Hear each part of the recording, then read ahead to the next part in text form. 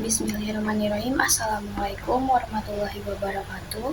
Saya Marliana Priyandiani dari kelas MA 22C3. Kali ini saya akan mempresentasikan tentang pendidikan kewarganegaraan dengan dosen pengampu Pak Suryadi SEMM. Langsung saja, bab pertama adalah bagaimana hakikat pendidikan kewarganegaraan dalam mengembangkan kemampuan utuh sarjana atau profesional. Belajar tentang pendidikan kewarganegaraan atau PKN pada dasarnya adalah belajar tentang keindonesiaan.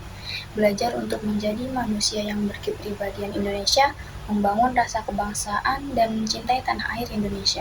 Oleh karena itu, seorang sarjana atau profesional sebagai bagian dari masyarakat Indonesia yang terdidik perlu memahami rasa kebangsaan Indonesia dan mencintai tanah air Indonesia. Dengan demikian, ia menjadi warga negara yang baik dan terdidik, smart and good citizen dalam kehidupan masyarakat, bangsa, dan negara yang demokratis. A. Menelusuri konsep dan urgensi pendidikan kewarganegaraan dalam pencerdasan kehidupan bangsa. Dalam Undang-Undang Republik Indonesia Nomor 12 Tahun 2012 tentang Pendidikan Tinggi, program sarjana merupakan jenjang pendidikan akademik bagi lulusan pendidikan menengah atau sederajat sehingga mampu mengamalkan ilmu pengetahuan dan teknologi melalui penalaran ilmiah. Dalam Undang-Undang Republik Indonesia Nomor 14 Tahun 2005 tentang guru dan dosen dikemukakan bahwa profesional adalah pekerjaan atau kegiatan yang dapat menjadi sumber penghasilan, perlu keahlian, kemahiran, atau kecakapan, memiliki standar mutu. Ada norma yang diperoleh melalui pendidikan profesi. Apakah profesi yang akan kita capai setelah menyelesaikan pendidikan sarjana atau profesi?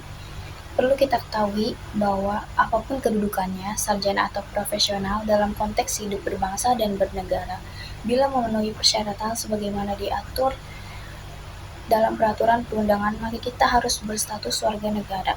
Konsep warga negara atau citizenship dalam arti negara modern atau negara kebangsaan atau nation state dikenal sejak adanya perjanjian Westphalia 1648 di Eropa sebagai kesepakatan mengakhiri perang selama 30 tahun di Eropa.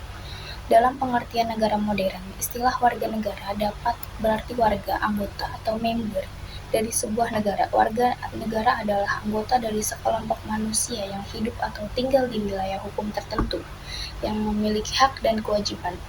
Konsep warga negara Indonesia adalah warga negara dalam arti modern, bukan warga negara seperti pada zaman Yunani kuno, yang hanya meliputi angkatan perang, artis, dan ilmuwan atau filsuf. Untuk menelusuri konsep PKN, kita dapat mengkajinya secara etimologis, yuridis, dan teoretis. Bagaimana konsep PKN secara etimologis? Secara konseptual, istilah kewarganegaraan tidak bisa dilepaskan dengan istilah warga negara. Selanjutnya, ia juga berkaitan dengan istilah pendidikan kewarganegaraan. Dalam literatur Inggris, ketiganya dinyatakan dengan istilah citizenship, dan citizenship education. Selanjutnya, secara yuridis, istilah kewarganegaraan dan pendidikan kewarganegaraan di Indonesia dapat ditelusuri dalam peraturan perundangan, yaitu kewarganegaraan adalah segala hal ihwal yang berhubungan dengan warga negara, atau yang dari Undang-Undang RI Nomor 12 Tahun 2006 Pasal 1 Ayat 2. Pendidikan kewarganegaraan dimaksudkan untuk membentuk peserta didik menjadi manusia. Bagaimana konsep PKN secara teoretis? Menurut para ahli, salah satu definisi PKN menurut M. Nu'man Sumantri 2001 yaitu pendidikan kewarganegaraan adalah program pendidikan yang berintikan demokrasi politik yang diperluas dengan sumber-sumber pengetahuan lainnya, pengaruh-pengaruh positif dan dari pendidikan sekolah, masyarakat, dan orang tua, yang semuanya itu diproses guna melatih para siswa untuk berpikir kritis, analitis, bersikap, dan bertindak demokratis dalam mempersiapkan hidup demokratis yang berdasarkan Pancasila dan Undang-Undang Dasar 1945. B. Menanya alasan mengapa diperlukan pendidikan kewarganegaraan. Mencermati arti dan maksud pendidikan kewarganegaraan sebagaimana yang ditegaskan dalam Undang-Undang Republik Indonesia Nomor 20 Tahun 2003 tentang Sistem Pendidikan Nasional yang menekankan pada pembentukan warga negara agar memiliki rasa kebangsaan dan cinta tanah air, maka muncul pertanyaan, bagaimana upaya para pendiri negara dan pemimpin negara membentuk semangat kebangsaan dan cinta tanah air? Apabila memperhatikan hasil penelusuran konsep dan urgensi pendidikan kewarganegaraan di atas, terkesan bahwa PKN di Indonesia banyak dipengaruhi oleh pendidikan kewarganegaraan dalam tradisi Barat. Apakah benar demikian? Bab 2. Bagaimana esensi dan urgensi identitas nasional sebagai salah satu determinan pembangunan bangsa dan karakter. Ciri atau penanda yang dapat membedakan kita itu dapat disebut sebagai identitas. Identitas umumnya berlaku pada entitas yang sifatnya personal atau pribadi. Sebagai contoh, orang dikenali dari nama, alamat, jenis kelamin, agama, dan sebagainya. Hal demikian umum dikenal sebagai identitas diri. Identitas juga dapat berlaku bagi kelompok masyarakat dan organisasi. Dari sekelompok orang, sebuah keluarga memiliki identitas yang bisa dibedakan dengan keluarga yang lain. Sebuah bangsa sebagai bentuk persekutuan hidup dan negara sebagai organisasi kekuasaan juga memiliki identitas yang berbeda dengan bangsa lain. Setiap negara yang merdeka dan berdaulat sudah dapat dipastikan berupaya memiliki identitas nasional agar negara tersebut dapat dikenal oleh negara bangsa lain dan dapat dibedakan dengan bangsa lain. Dan dengan demikian, identitas menunjuk pada ciri atau penanda yang dimiliki oleh seseorang pribadi dan dapat pula kelompok.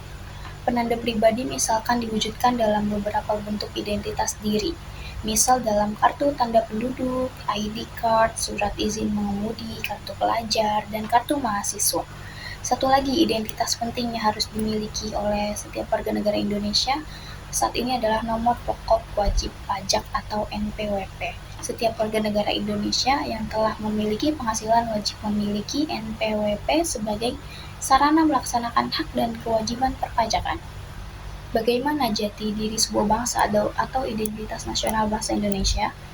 Identitas nasional bagi bangsa Indonesia akan sangat ditentukan oleh ideologi yang dianut dan norma dasar yang dijadikan pedoman untuk berperilaku.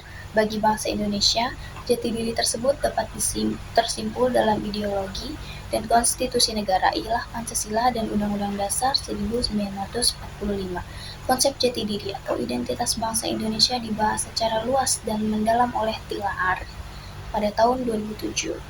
Pancasila sebagai jati diri bangsa akan menunjukkan identitas kita selaku bangsa Indonesia, yakni ada unsur kesamaan yang memberi ciri khas pada masyarakat Indonesia dalam perkembangannya dari waktu ke waktu. A. Menggali sumber historis, sosiologis, politik tentang identitas nasional Indonesia. Bangsa Indonesia mempunyai dua jenis identitas, yakni identitas primer dan sekunder. Identitas primer dinamakan juga identitas etnis, yakni identitas yang mengawali terjadinya identitas sekunder, sedangkan identitas sekunder adalah identitas yang dibentuk atau direkonstruksi berdasarkan hasil kesepakatan bersama. Bangsa Indonesia yang memiliki identitas primer atau etnis atau suku bangsa, lebih dari 700 suku bangsa telah bersepakat untuk membentuk Negara Kesatuan Republik Indonesia dengan menyatakan proklamasi kemerdekaan tanggal 17 Agustus 1945.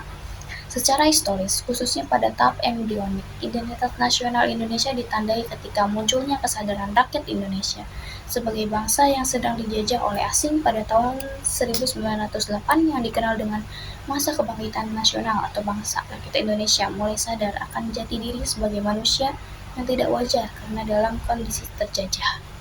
Pembentukan identitas nasional melalui pengembangan kebudayaan Indonesia telah dilakukan jauh sebelum kemerdekaan. Menurut Nunus Supardi, tahun 2007, Kongres Kebudayaan Indonesia pernah dilakukan sejak 1918 yang diperkirakan sebagai pengaruh dari Kongres Budi Utomo 1908 yang dipelopori oleh Dr. Rajiman Widyodiningrat. Kongres ini telah memberikan semangat bagi bangsa untuk menemukan jati diri. Setelah proklamasi kemerdekaan, Kongres Kebudayaan diadakan di Magelang pada 20–24 Agustus 1948 dan terakhir di Bukit Tinggi, Sumatera Barat pada 20–22 Oktober 2003. Secara sosiologis, identitas nasional telah terbentuk dalam proses interaksi, komunikasi, dan persinggungan budaya secara alamiah, baik melalui perjalanan panjang menuju Indonesia merdeka maupun melalui pembentukan intensif pasca kemerdekaan. Secara politis, beberapa bentuk identitas nasional Indonesia yang dapat menjadi penciri atau pembangun jati diri bangsa Indonesia meliputi bendera negara sang merah putih, bahasa Indonesia sebagai bahasa nasional atau bahasa negara, lambang negara Garuda Pancasila, dan lagu kebangsaan Indonesia Raya. Bentuk-bentuk identitas nasional ini telah diatur dalam peraturan perundangan baik dalam UUD maupun dalam peraturan yang lebih khusus. 4 identitas nasional pertama meliputi bendera, bahasa, dan lambang negara, serta lagu kebangsaan diatur dalam peraturan perundangan khusus yang ditetapkan dalam Undang-Undang Nomor 24 Tahun 2009. B. Membangun argumen tentang dinamika dan tantangan identitas nasional Indonesia. Tantangan dan masalah yang dihadapi terkait dengan Pancasila telah banyak mendapat tanggapan dan analisis sejumlah pakar. Menurut Tilaar, Pancasila telah terlanjur tercemar dalam era Orde Baru yang telah menjadikan Pancasila sebagai kendaraan politik untuk mempertahankan kekuasaan yang ada. Liberalisme politik terjadi pada saat awal reformasi, yakni pada pasca pemerintahan Orde Baru. Pada saat itu ada kebijakan pemerintahan Presiden Habibie yang menghapuskan ketentuan tentang Pancasila sebagai satu-satunya asas untuk organisasi kemasyarakatan termasuk organisasi partai politik. Pada hakikatnya, semua unsur formal identitas nasional baik yang langsung maupun secara tidak langsung diterapkan, perlu dipahami, diamalkan, dan diperlakukan sesuai dengan peraturan dan perundangan yang berlaku. Permasalahannya terletak pada sejauh mana warga negara Indonesia memahami dan menyadari dirinya sebagai warga negara yang baik yang beridentitas sebagai warga negara Indonesia. Oleh karena itu, warga negara yang baik akan berupaya belajar secara berkelanjutan agar menjadi warga negara bukan hanya baik tetapi cerdas.